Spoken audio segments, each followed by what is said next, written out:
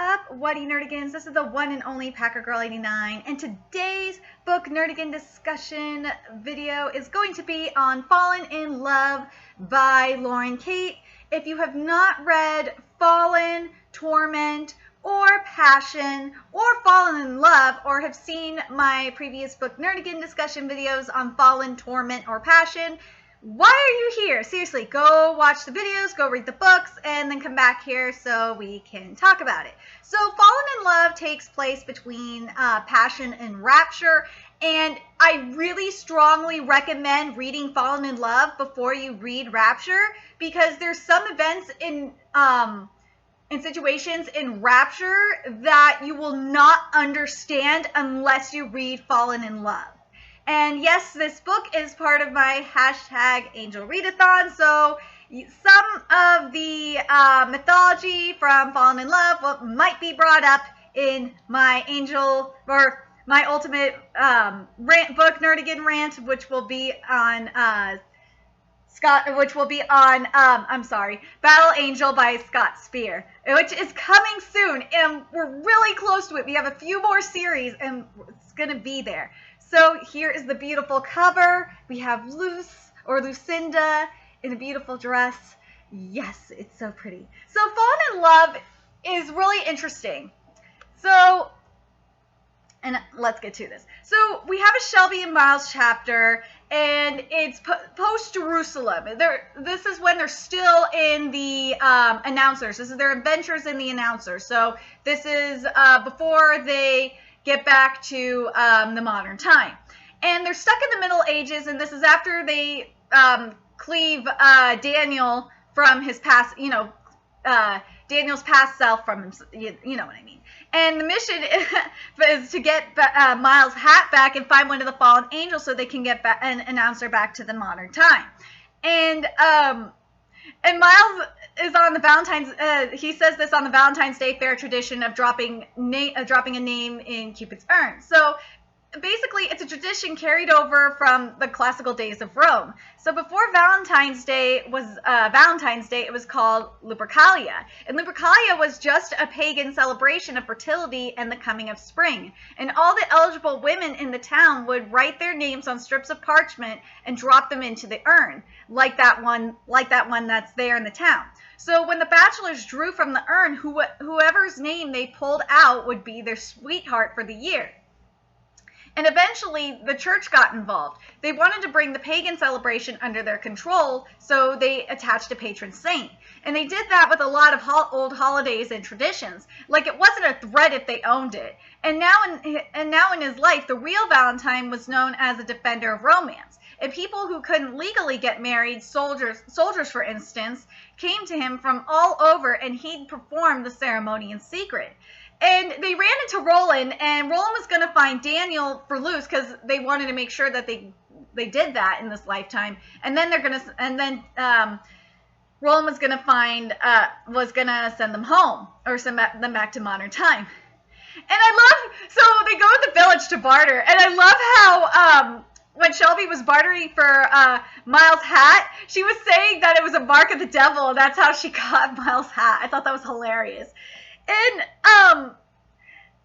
I love that in order to get gloves to go with her bonnet, because Shelby traded her bonnet to get Miles' hat, Miles got Shelby gloves to go with her bonnet, and I thought that was really sweet. And Miles scratched his forehead. I don't know, would you mind actually if I took the cap off? I realized today I could see you better without it, and I liked it that way. And this is when they were exchanging their gifts, and I was like, oh, that's so sweet. And Shelby's like, do you mind if I take the gloves off? I love them, and I will wear them, I promise, but right now I can't feel your hands. It's so cute. Oh my God. We have our first couple of the story. We could call them Shiles. Yes, we'll call them Shiles. They're so cute together. Oh my God. And then Miles says, do you know that what I thought when Roland said he was going to send us home tomorrow? And Shelby shook her head. I thought, now I get to spend Valentine's Day in this incredibly romantic place with this girl I really like. Shelby didn't know what to say, and you're not talking about Luce, are you? No, he watched her eyes, waiting for something. Shelby felt that dizziness again.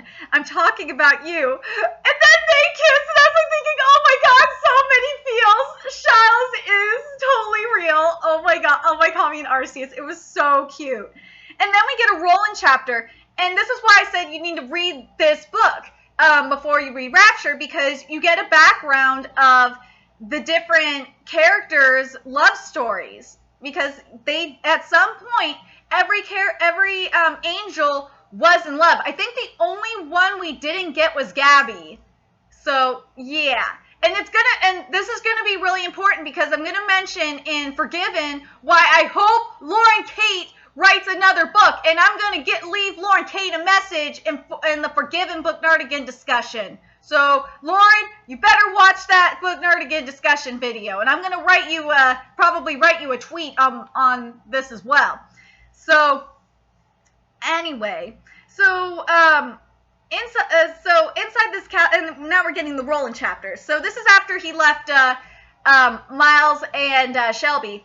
So inside this castle lived a girl named Rosaline, and she was the only being in the universe that Roland had ever truly loved. And Roland could have changed the way he looked, so he could change his skin tone. And Roland is the only African American angel, and we've seen also Daniel in Passion change his skin tone as well, especially in the Mayan era. And I think it was also in the Chinese time period as well. He changed his skin tone too. And only Luce could see the real Daniel. It was just as an appearance to blend in. Let's see. Yeah, angels did it all the time. And how often had Daniel changed his mortal guise for Luce? They'd all stop counting. But it wasn't Roland's style to follow trends. He was a classicist. His soul felt comfortable as was possible in this particular skin. There were occasions like today where when his look caused some dull hassle, but it was never anything Roland couldn't withstand. Rosaline said she loved him for who he was inside, and he loved her for that openness, but she didn't really know. There were still some things about him Roland knew he could never expose. And like post-poem, like he wrote this beautiful poem, and I'm not going to say what the poem was. Go read the frickin' book. And I love this writing. I love Lauren Kate's writing. So, and I'm going to read this. So as he kissed her, it seemed to Roland that not even the call of Lucifer himself could have forced him to let that fair maiden go. He would follow her advice 1,000 times with other ladies in the future, and sometimes he would feel something, but never for long, and never like this. I was like, oh my god, there's so many feels right here. And freaking Roland, I was like thinking you should have listened to Cam, because Cam had, if you remember in Passion, Cam made that mistake with Lilith when he dumped her, and we're gonna get to that in Unforgiven. Cam told Roland to not dump Rosaline, and now she has a husband and a child. And what Roland did was he dueled Rosaline's husband so he wouldn't have to go to war and he could be with his family. And I was like, oh, that was so sweet. Because Roland could have let her husband go to war and he could have been with Rosaline. But you gotta give mad respect for Roland here. And he eventually ran into Arianne, and turns out she got Daniel to the fair so he could be with Luce. And now we get to Arianne's love story. And it turns out she's bi. So we have this is more of her lesbian side. So she was in love with a girl. Her true love was a girl. And let's see. And she had a girlfriend named Tess who is bound to Lucifer. So this is an interesting one. So because remember, it's kind of like Stephen and Francesca. Because remember, Stephen's a demon and Francesca's an angel. So it's similar to that. And Tess said this: join me as my soulmate, Arianne. Join me and take your place among the ranks of hell. And Arianne's thinking, no, how could Tess ask this of her? To side with hell over heaven, that wasn't love, that was insanity. And her full name is Tessreal, which I thought wasn't it. I think that's a creative name. Instead of Tessa, it's Tessreal. And I was so pissed at her. Like, I was like thinking, why would you tell Lucifer about you guys? That was so fucking retarded. And I was thinking, and you know what I'm thinking? I just thought about this. What if God found out about them? Would God forgive Arianne for being with another woman? I'm curious about that. Like, I want to know what you nerdigans think about that. Do you think because Arianne and Angel not only would because obviously Francesca is not turning into a demon because she's still obviously aligned with God, even though she was with the demon. But do you think that Arianne was not only with the demon, but it was another woman, another woman, the same sex? Do you think God would still forgive her for that? I'm just curious.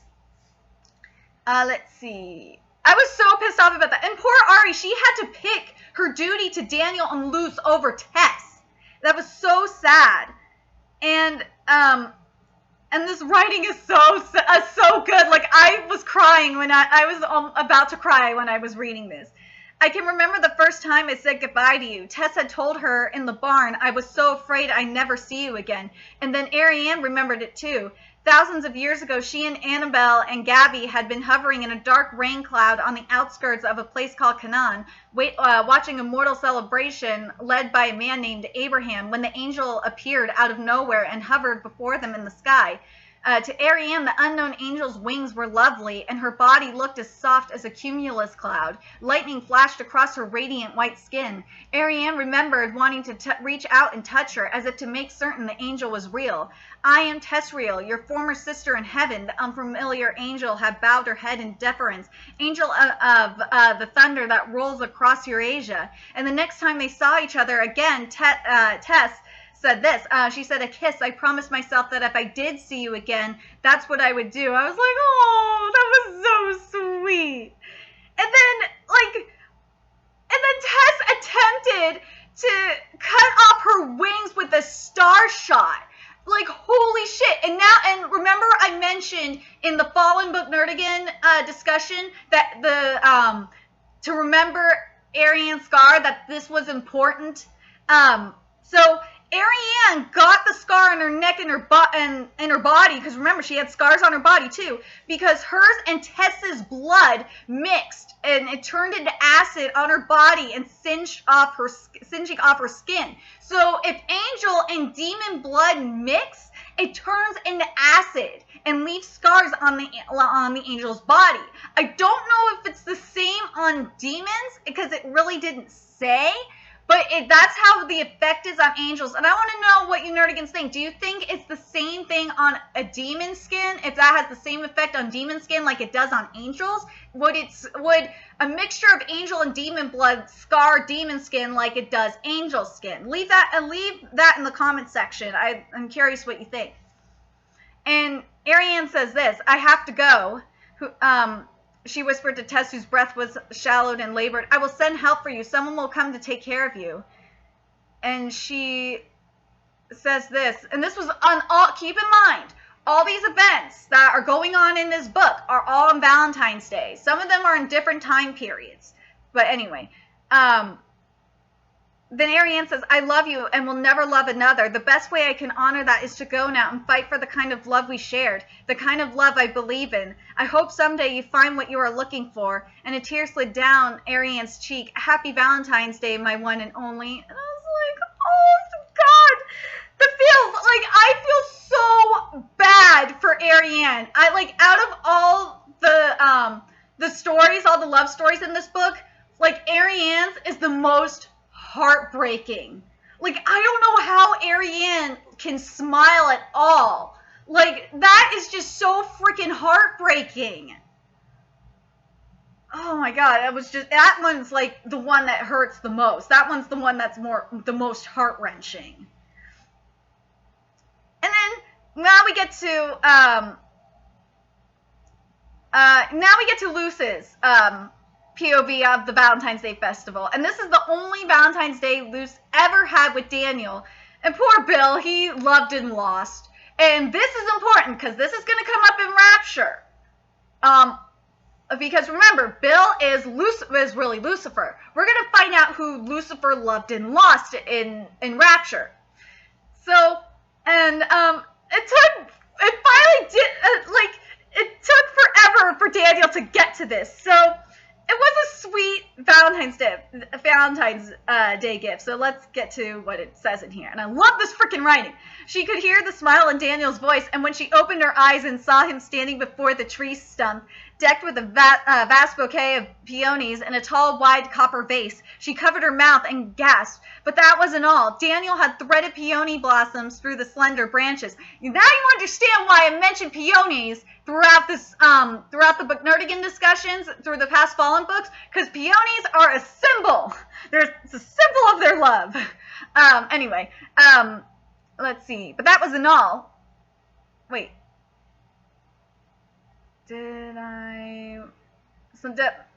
Vast bouquet of peonies in a tall, wide copper vase. She covered her mouth and gasped, but that wasn't all. Daniel had threaded peony blossoms through the slender branches. He made vases of the pox in all the surrounding tree stumps. He'd strewn the ground with the peonies' delicate snowy petals. He had woven a wreath for her hair. He'd lit dozens of candles and small hanging lanterns all around so that the whole clearing glowed with a magical brilliance. When he stepped forward to place on the wreath on Luci's head, she and her medieval self nearly melted.